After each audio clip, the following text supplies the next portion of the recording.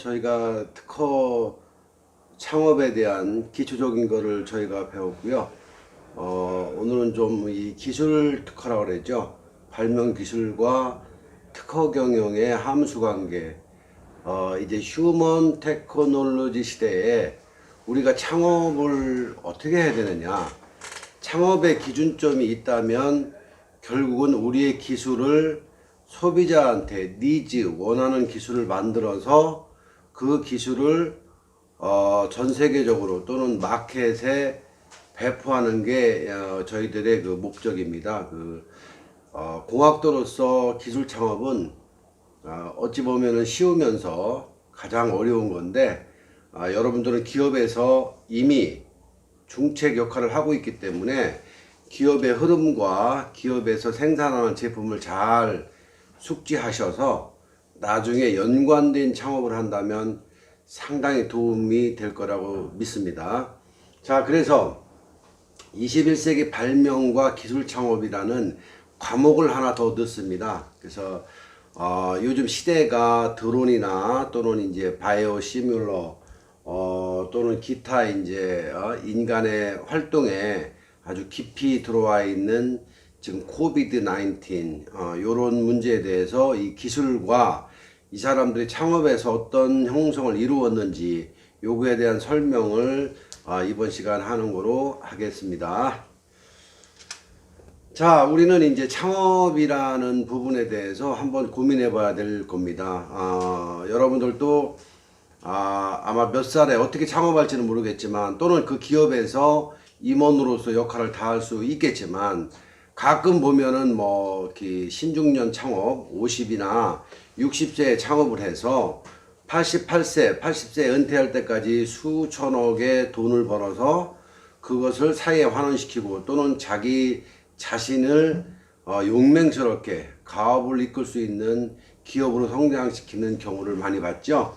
자, 그렇다면 제가 늘 강의하는데 우리가 돈을 벌려고 창업하는데 그 현실성이 돼야 되겠죠. 뭐 잘 아시겠지만 돈은 영국이나 이런 그 여왕이 있는 나라 또는 총리가 있는 나라는 플라스틱으로 만든 경우도 있습니다. 그래서 이제 통상적으로 돈은 사람이나 먹지 짐승은 먹지 않는다 이런 표현을 드는데 저희 나라가 이 돈에 대한 특허가 상당히 많습니다. 그래서 돈은 세탁기에 수백 번을 넣어도 찢어지지 않도록 섬유로 만들었죠. 섬유인데 저희 나라 돈은 이제 면이 30%, 여러분 잘 아시겠지만 린넨이라고 있습니다. 린넨이 어떻게 보면 아마줄기라고 그러는데 린넨으로 한 50%, 기타 이제 거기에 맞는 케미칼로 만드는데 그 린넨이라는 걸 잘 한번 관심을 가져봐야 됩니다. 왜냐하면 단순하게 돈을 벌기 위해서 돈을 알아야 한다고 하듯이 그 린넨이 저희 아주 그 아마줄기로 만든 섬유입니다. 특히 여름이나 또 고급 섬유인데 이 린넨의 섬유의 특징은 처음에는 빳빳하다가 뭐 한 몇 번 빨아야 부드럽답니다. 그래서 그거를 한번 눈치껏 챙겨보면은 우리가 처음에 새 돈을 만지면 굉장히 뻣뻣하죠. 이게 이제 한 두세 번 사용하게 되면 굉장히 부드러워지는데 요게 이제 린넨이라는 면직물입니다. 그래서 린넨의 면직물도 한 3년 정도 고급 섬유니까 3년 정도 사용해야 섬유의 역할을 한다고 했듯이 저희는 이제 돈을 벌려고 창업을 하려면 기본적으로 3년은 견뎌야 됩니다. 3년을 견딜 수 있는 창업. 그래서 제가 그 첫 페이지에 그 린넨이 무엇인지 돈을 뭐로 만드는지 이거를 첫 페이지에 제가 나열을 했습니다. 자, 두 번째, 이제 시장이 변하고 있는 거를 간지해야 됩니다. 시장은 너무너무 빠르게 변하고 있습니다. 1984년도에 이제 완지라는 게 나왔죠. 이때는 이제 최초의 무선 연결 시대라고 그래서 카폰이라는 게 나왔습니다. 근데 이 카폰이 당시에 거의 500만 원, 1000만 원 했죠. 그 부의 상징이라 많은 그 회장님이나 사장님들이 카폰을 탁 들고 전화 통화하는 그런 거를 많이 봤을 겁니다. 근데 이 당시에 이제 짝퉁이 많이 나왔죠. 실내에는 이제 카폰이 없고 안테나만 길게 달고 다니는 아주 어떻게 보면은 뭐 얼리 어답터 청년들 참 많았죠. 남한테 과시하기 위해서. 사실은 과시욕이 오늘날 저희가 전 세계에서 가장 뛰어난 기술을 창조하는 5G의 선도적 기업으로, 선도적 국가로 성장하고 있는 겁니다. 그래서 당시에 이제 대졸급여가 한 40만 원 정도 했는데, 이게 시작이죠. 그렇다면 삐삐는 뭐 시대가 어떤지 아십니까? 삐삐는 2G라고 합니다. 사실은 누구나 연결하도록 가능이 돼 있었죠. 지금도 삐삐 사용하는 사람 있나 모르겠는데, 삐삐가 탄생함으로써 여러 가지 에피소드가 참 많죠. 삐삐가 왔지만 이제 어떻습니까? 삐삐는 일방향으로 이렇게 발송만 하다 보니까 송신을 할 수가 없죠. 수신만 하다 보니까. 그래서 시티폰이라는 게 나왔던 시대가 바로 이제 뭐 2G가 넘어가는 3G로 가는 거죠. 이때 이제 우리가 이제 아날로그냐 디지털이냐 상당한 기술 발전이 돼 있었어요. 저희 나라가 이 휴대폰이 보급하면서 이 벤처기업의 선도적으로 성장한 겁니다. 지금 이제 상장사들의 벤처기업 기술이 어찌 보면은 이제 삐삐의 왕국, 삐삐의 성장으로 인하여 우리나라가 선도적 기술국가로 됐습니다.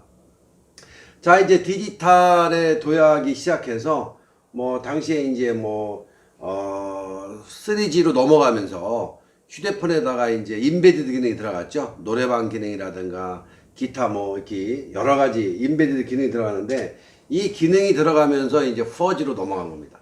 여러분 잘 아시겠지만 지금 화면에 보는 슬라이드 폰 시대, 이때가 3G에서 4G 넘어갔는데 이때가 011, 018, 017, 019 있었죠. 잘 통화도 안 됐던 시대입니다. 그래서 017은 이제 군인들 산에서 산을 많이 썼고 여기서 원천 기술을 잘 좀 봐야 되는데 당시에 3G, 4G 때에 저희는 이제 미국의 퀄컴 기술을 들어와서 우리가 한 겁니다. 어떻게 보면은 이제 기술의 시작이 뭐 아시다시피 미국인데 이때 당시에 이제 들어와서 잘 통화가 안 되기 때문에 우리가 이제 중계기를 많이 세웠죠. 요게 벤처 기업의 시작입니다. 지금 여기 화면에 보는 슬라이드 폰 시대, 이 광고가 참 재밌어서 올렸는데 이 광고는 여러분들이 나름대로 음미하시기 바랍니다. 시대의 변화입니다. 자, 이제 우리가 5G 시대로 왔습니다. 요즘에 성장 기업 중에서 가장 주목할 만한 기업의 기술이 5G입니다. 5G.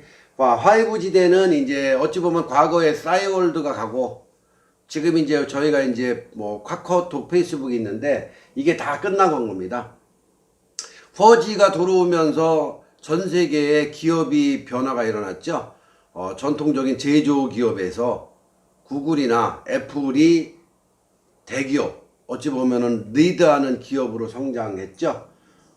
우리나라는 다행히도 이제 손재주가 유능하다 보니까 또 총명한 아이디어를 갖고 있는 창업 기술인이 많다 보니까 5G 시대의 선도적 역할을 하고 있습니다. 그래서 2025년도에 되면 초연결 시대로 대한민국이 전 세계의 네트워크를 확보하고 전 세계의 기술을 우리가 장악하지 않을까 저는 소원하는데요.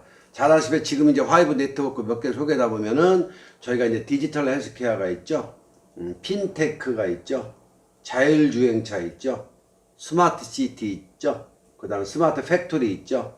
사물 인터넷, 인공지능, AR, VR, 블록체인, 이 모든 게 작든 크든 기술의 변천입니다.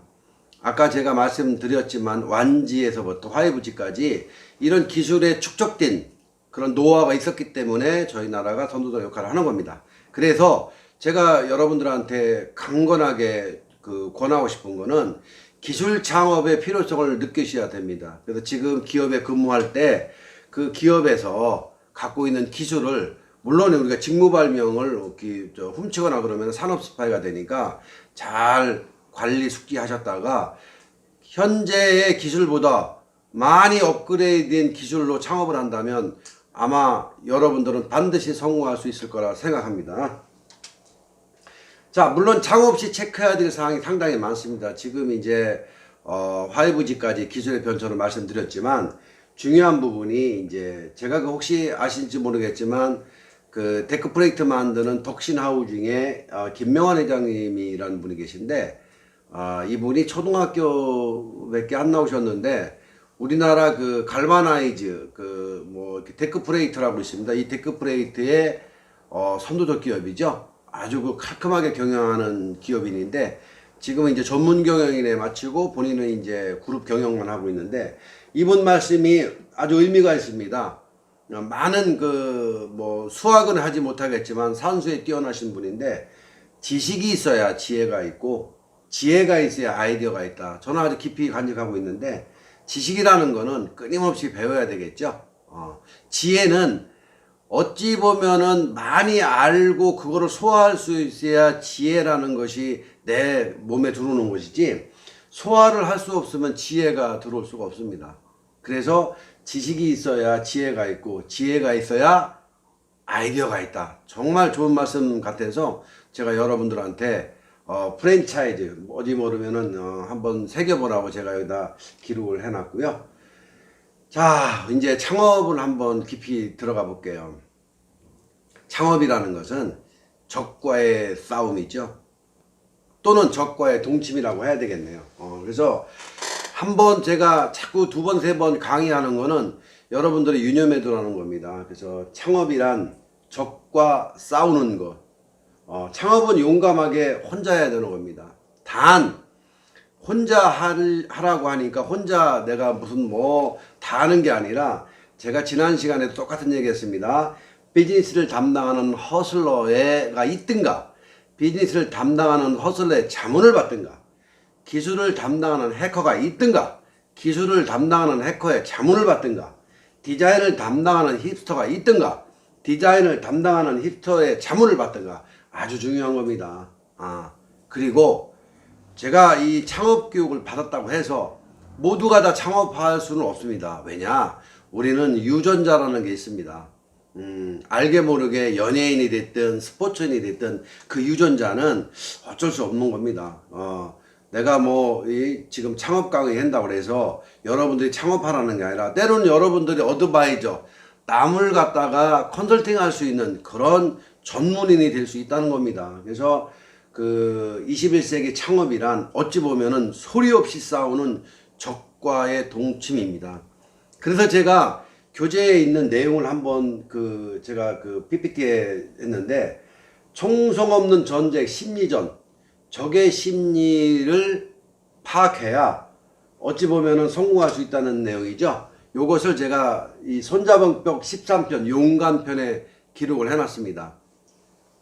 페이지 수가 188페이지인가 이렇게 되는데 이 생존 경쟁에서 살아남는 것은 가장 강한 것도 아니며 가장 똑똑한 것도 아니다. 변화에 잘 적응해야 된다. 가끔 우리 오지고라는 TV 프로그램을 봅니다. 밀림에 가서 살아남는 거죠. 그래서 생존 경쟁에서 가장 살아남는 거, 강해서 살아남는 게 아니라 끈질겨야 되는 겁니다. 우진 플라임이라는 회사가 있습니다. 우리나라의 플라스틱 금융의 세계적인 기업 상장사인데 거기 김 사장님 말씀이 제가 한 번은 방문해서 여쭤봤습니다. 사장님은 기업 경영에 대한 자기만의 철학이 있습니까? 했더니 그분 말씀이 나는 가장 늦게 망하고 싶다. 가장 늦게 망하는 기업을 갖고 싶다. 이런 말씀을 하더라고요. 그래서 그때는 제가 이해를 못했는데 지금 생각하니까 생존 경쟁에서 살아남는 것, 어찌 보면은 변화에 잘 적응하는 그런 창업 기업을 만들어야 되고 또는 직장 생활을 한다 하더라도 가장 늦게까지 살아남는 자만이 승리할 수 있다는 것을 말씀드리겠습니다. 자, 손자병법 13편 용간편. 용간이란 뭐냐? 간첩을 말하는 거죠.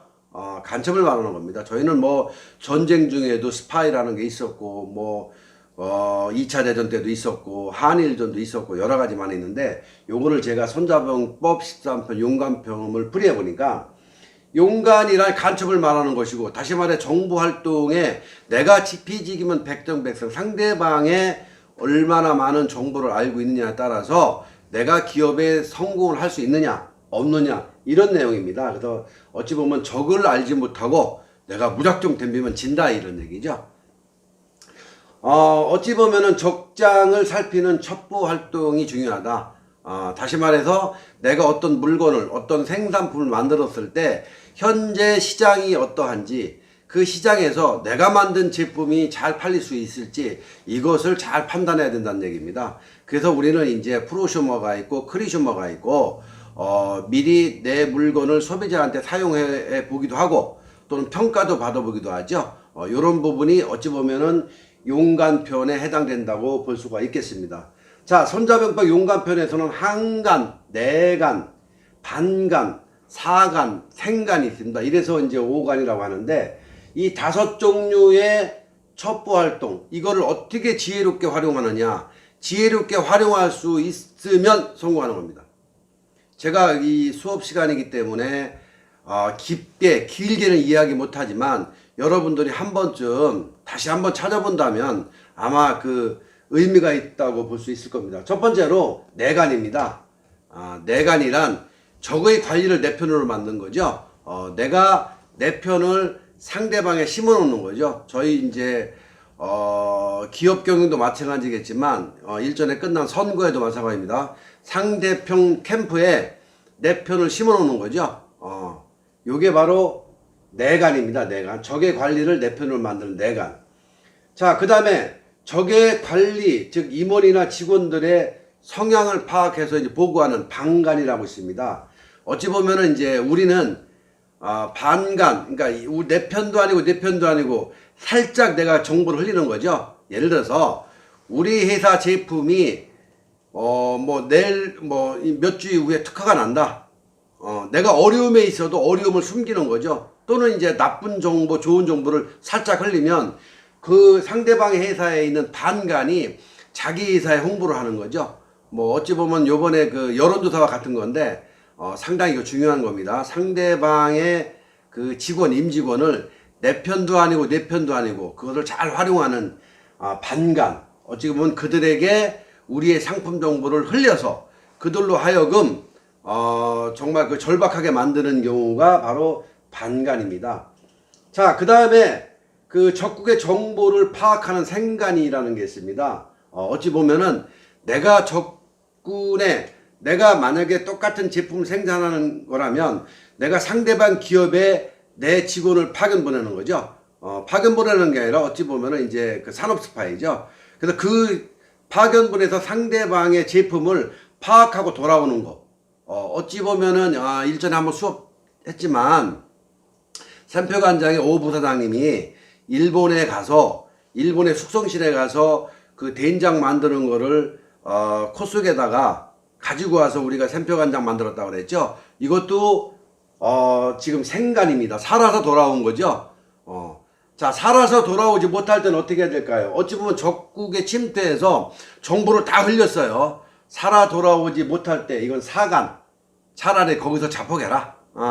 그래서 지금 우리는 항간, 내간, 향간, 내간, 반간, 사간, 생간 이 5종류를 손자병법 13편 용간편이라는 것을 잘 읽어보시면 이해가 될 겁니다. 기업 경영과 손자병법 어찌 보면은 안 맞을 것 같지만 너무나 함께하는 그런 기업 컨설턴트라고 제가 감히 볼 수가 있겠습니다. 자, 그런데 우리는 이제 기업을 경영할 때 또는 창업을 할 때 한 번쯤은 자기를 연구를 해봐야 됩니다. 자기 연구라는 것은 우리가 논문 쓸 때 많이 활용하는 건데 전 이걸 좀 이렇게 변화시켰는데 리커트 척도 분석이라고 그래서 첫 번째 도표에 보면 이제 아이디어 기술이 있습니다. 아이디어 기술이 첫 번째 굉장히 빨갛게 크죠. 아이디어 기술. 두 번째 사실은 아이디어와 기술만 있으면 투자는 쉽습니다. 투자를 받기 위해서 내가 갖고 있는 기술과 아이디어를 프레젠테이션 어찌 보면은 홍보한다면은 투자는 굉장히 쉽게 받을 수 있기 때문에 제가 그렇게 크게 원을 그리지 않았습니다. 자, 세 번째 아이디어가 있고 투자를 받았으면 뭐합니까? 그 기술이 미래의 시장성이 있어야 되겠죠. 아주 중요한 부분이죠. 이 시장성이 없다면 이 상품은 만드나 마나죠. 물론 시장성은 변화에 의해서 지금은 필요하지 않지만 언젠가 필요할 때가 있을 겁니다. 그거는 이제 그 다음 얘기고 우선은 아이디어가 있고 투자를 받은 다음에 시장성이 있어야 되겠죠. 그 다음에 이제 리커트 척도에서 위험성을 한번 체크해 봐야 됩니다. 내가 이 물건을 팔았을 때 소비자한테 원하는, 니즈가 원하는 정말 매출액이 증가할 수 있는가, 또는 뭐 이렇게 블랙슈머가 나타나지 않을 것인가, 이런 위험성을 판단해 봐야 되겠죠.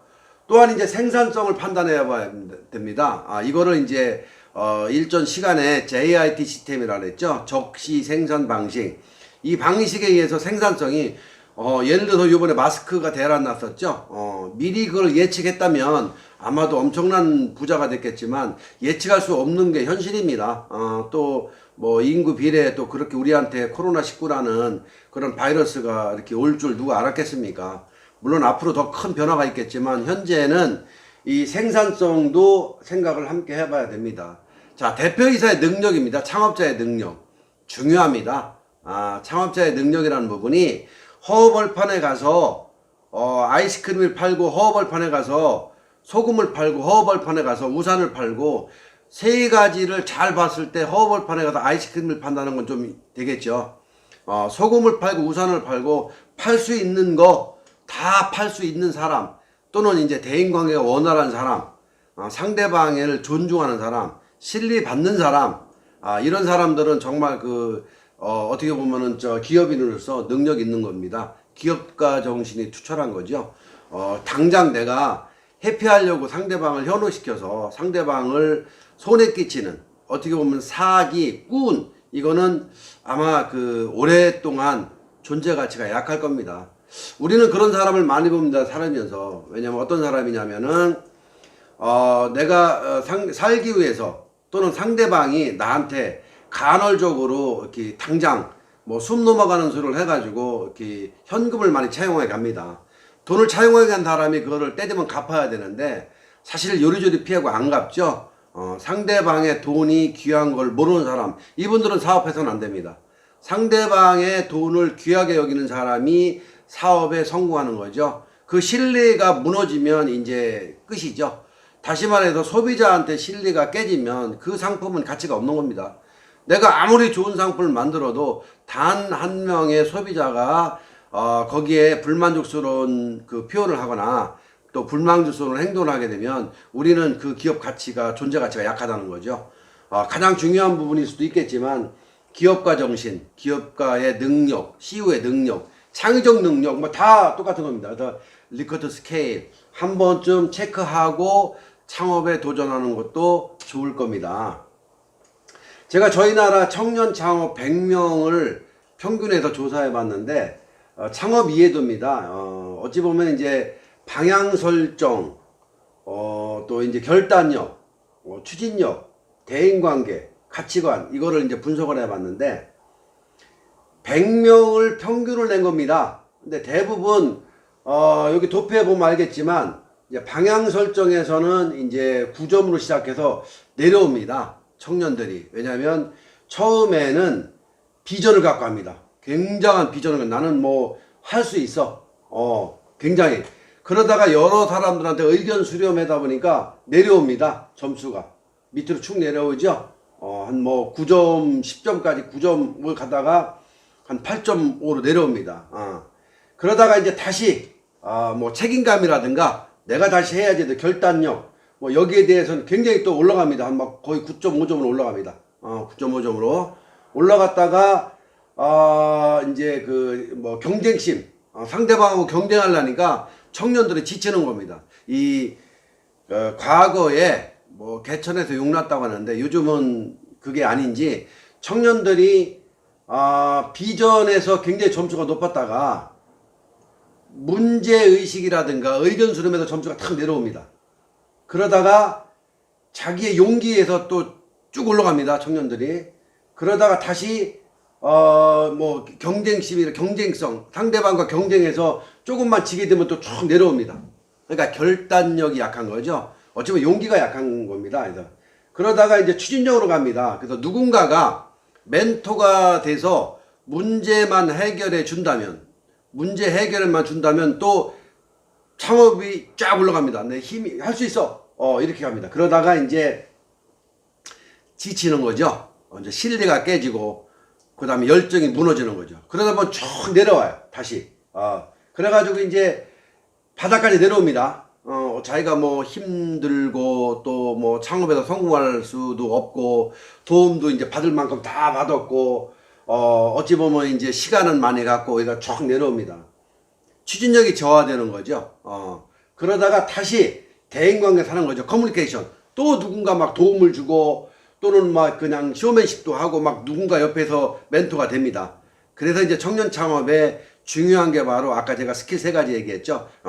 멘토가 들어가지고 하게 되면은 이제 쫙 올라갑니다. 그래서 그때 배우는 것이 겸손하는 걸 배웁니다. 겸손을 배우고 또 남들과 이렇게 협의할 수 있는 교섭 능력을 배우고 이렇게 배우는 겁니다. 그리고 마지막으로 기업가 정신, 도덕성을 배우면 성공하는 겁니다. 여러분 이 창업 이해도를 한 번쯤 리커트 체크를 해보는 것이 중요할 겁니다. 그래서 여기 보면 파란 곡선은 100명의 평균 창업 이해도고 빨간 곡선은 제가 임의대로 한 거니까 여러분들도 한번 체크해 보시기 바랍니다.